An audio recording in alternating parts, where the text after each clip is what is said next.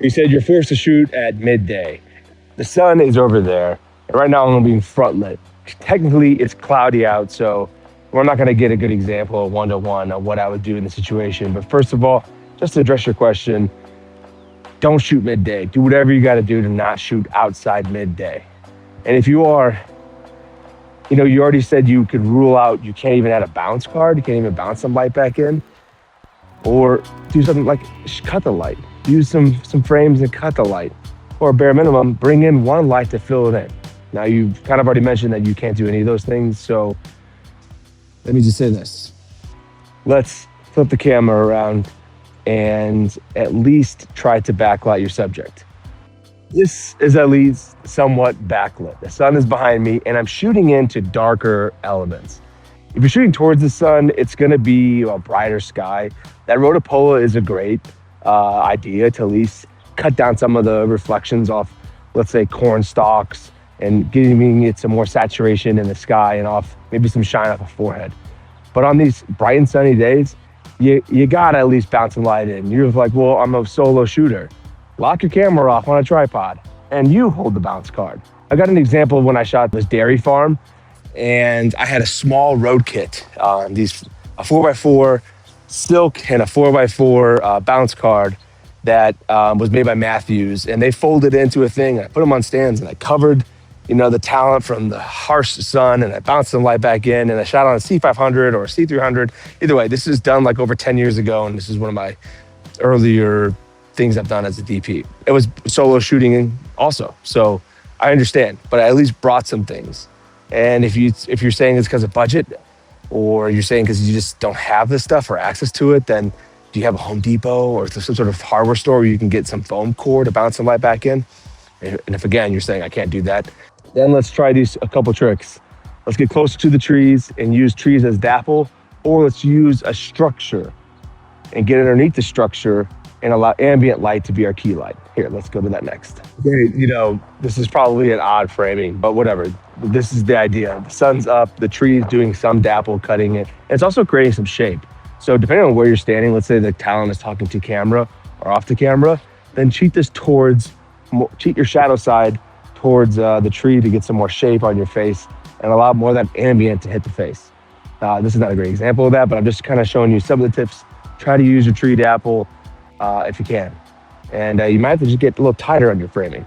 Here's another trick, using a structure. Okay, now we've completely taken out direct sun. Now I've just got all this open ambient light push and no more competing with the sun. If we were to do this and we were just shooting into darkness, it would be too distracting. At least you can still see out.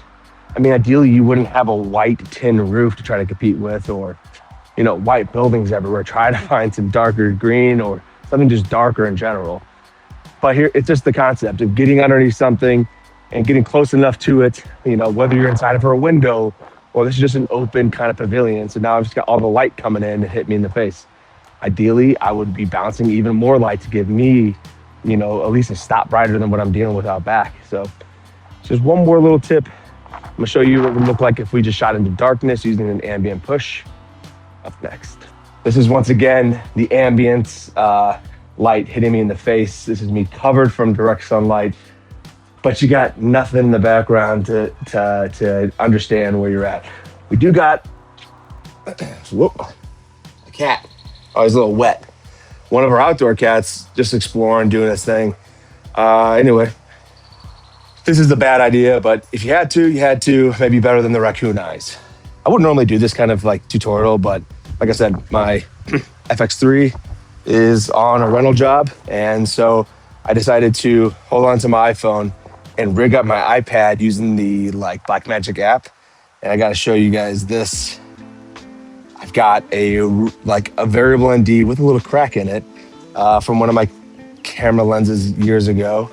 And I rigged up my iPad just so I could bring you this content. And I think I'm using my AirPods for audio. So hope this helps. So let's go through this again. Summary. 1, don't shoot outside during high noon. Get inside, shoot your B-roll inside. 2, if you have to, try to find dapple if you have no tools. 3, bring tools. What are you doing? Come on, get a bounce car from Home Depot, or just one of those foldable, like, fold out multi-purpose ones. Those are easy to pack. And you're like, well, I don't have enough person to hold it. Well, lock off your camera and then you bounce the light back in. Maybe 4, bring a light. If you can't compete with that, then just backlight them and fill with a light. Well, but it's too expensive. It goes back to just don't do that. It's very rare that I'm ever shooting without any sort of modifier, especially in midday. You gotta work with your producers, find better timing, go indoors during midday. Well, if you like this, leave some more. We're gonna keep growing. I'm having fun making these videos regardless. Check out my website, stevensgreathouse.com. Thanks for watching. Peace.